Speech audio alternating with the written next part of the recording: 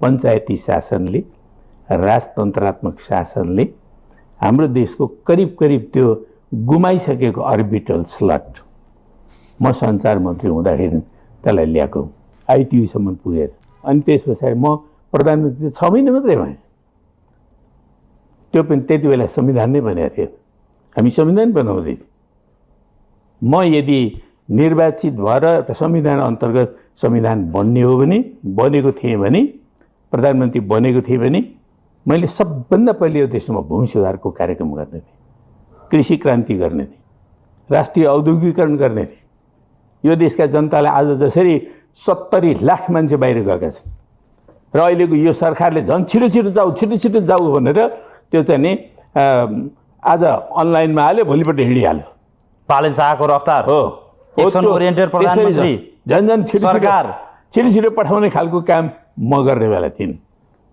बुझ्नु, म रोक्ने थिएँ।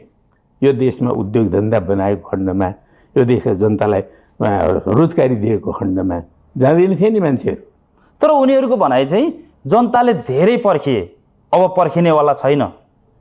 रफ्तार, गति अनि मति त्यही अनुसारको द्रुत मार्गबाट जानु पर्यो भन्ने छ नि त। कहाँ जाने समृद्ध बनाउने दिशामा कसरी समृद्ध हुन्छ? यो देशका किसानहरूमाथि अनि गरिब किसानहरूमाथि बुलडोजर लगाउने, अनि यहाँका भूमिहीनहरूमाथि चाहिँ बुलडोजर लगाएर बेहाल बनाइदिने, यो देशका श्रमिकहरूले लामो सङ्घर्ष गरेर प्राप्त गरेको ट्रेड युनियन अधिकारलाई समाप्त पारिदिने, होइन, युवा विद्यार्थीहरूका अधिकारलाई कटौती गरेर लाने, अनि समृद्धिको यात्रा यो।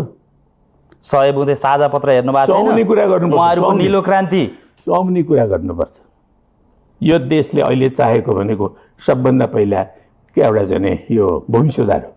आम यो देशका गरिब भूमिहीन किसानहरूले उनीहरूले आफ्नो चाहिँ स्वामित्व प्राप्त गर्नु पर्यो जमिनमा। मुठीभरका मान्छेहरूले खाइरहेका छन्, अहिले पनि दिन सक्छ कि सक्दैन यो सरकारले?